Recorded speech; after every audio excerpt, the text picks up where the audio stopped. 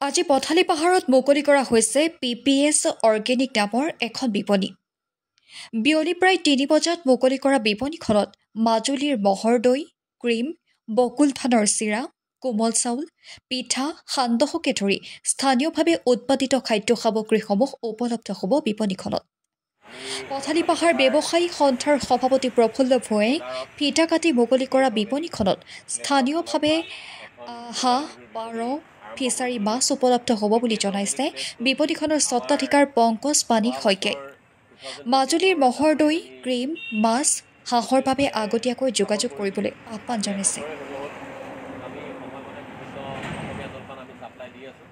আৰু আজি সেই সৰু বিপণীখন উদ্বোধন কৰিবলৈ মই নিমন্ত্ৰণ কৰিছিলোঁ ব্যৱসায় সন্থাৰ সভাপতি মাননীয় প্ৰফুল্ল ভূঞা ডাঙৰীয়া।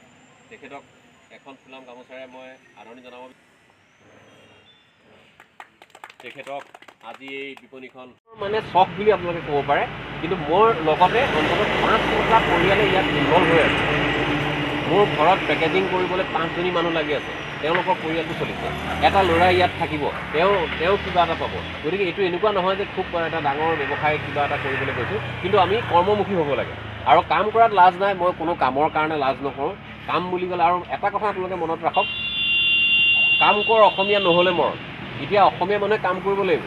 আমাৰ ফ্ৰণ্টতে তেখেত চাওক, বিহাৰৰ পৰা আহি কিমান সুন্দৰকৈ কাম কৰি পেলাই তেখেতে এটা পৰিয়াল বনাইছে। আমিবিলাক এনেই বহি থাকিলে নহ'ব, কৰ্মমুখী যেতিয়া হ'ব পাৰিম তেতিয়াহে আমাৰ মানে ব্যৱসায় বা আমাৰ নিজৰ অৰ্থনৈতিক উন্নতি হ'ব বুলি মই ভাবিছোঁ। ৰাজু জয় জয়তে মই আমাৰ ফালৰ পৰা PPS অৰ্গেনাইজেশ্যনৰ উদ্যোক্তা শইকীয়া ডাঙৰীয়াক ধন্যবাদ জ্ঞাপন কৰিছোঁ। যোৱা বছৰ এইটো সময়তে মই বিপণী আৰম্ভ কৰিছোঁ আৰু পৰ্যায়ক্ৰমে তেওঁ গুচি আহিছে। তেওঁ দেখা পাইছোঁ। এতিয়া তেওঁ আমাৰ পথালি পাহাৰ এই বিপণীখন আমাৰ অসমীয়াৰ থলুৱা খাদ্যৰ সমস্ত জলপান, পিঠা তেওঁ যোগান ধৰিছে। গাখীৰ, দৈ, ক্ৰীম, হাঁহকে আদি কৰি মাছলৈকে তেওঁ আমাৰ চেষ্টা কৰিছে। গতিকে আমি সকলোৱে তেওঁ সহায় হাত আগবঢ়াই বিপণীখন সুন্দৰকৈ চলিবলৈ আশা কৰি আমি সকলোলৈকে আশা কৰি মই মোৰ ক'বলগীয়া কথা সামৰণি মাৰিছোঁ। কমপ্লিটলি অৰ্গেনিক হয়।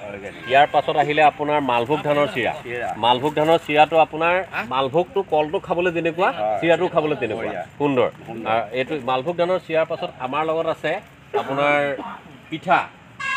এইটো সম্পূৰ্ণ ঘৰত তৈয়াৰী পিঠা, একদম নিজাকৈ তৈয়াৰ কৰি পেলাই ঘৰত তৈয়াৰ কৰি অনা হৈছে। ইয়াৰ উপৰিঞ্চিও আমাৰ লগত আছে আপোনাৰ বকুল বৰা ধানৰ চিৰা। বকুল বৰা ধানৰ চিৰাটো আপোনালোকে ইয়াত ক'তো নাপায়। মই এইটো শিৱসাগৰৰ পৰা আনি পেলাই আমাৰ পথালি পাহাৰ ৰাইজৰ মই মুকলি কৰিছোঁ। গতিকে ৰাইজৰ সহায় সহযোগ কামনা কৰিছোঁ। ইয়াৰ উপৰিঞ্চি আছে সান্দহগুড়ি। এইটো কমপ্লিটলি অৰ্গেনিক হয়। সান্দহগুড়িটো এইটো সান্দহগুড়িৰ পেকেট আছে।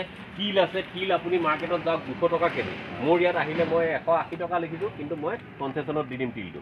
ইয়াৰ উপৰিঞ্চি আখৈ আছে, সুন্দৰকৈ আখৈ আছে।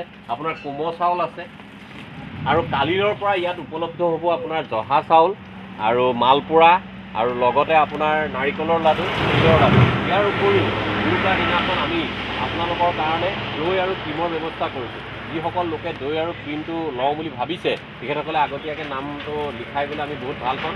লগতে হাঁহ পাব ইয়াত একদম কম, মানে আমাৰ যিটো গাঁৱলীয়া হাঁহ, সেই হাঁহ কম ৰেটত। লোকে যদি 700 টকাত বেচিছে, মই 550 টকাত দিম, 600 টকাত দিম। মই পুখুৰীত চৰা হাঁহে দিম।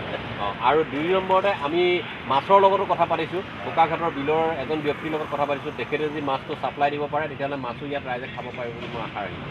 গতিকে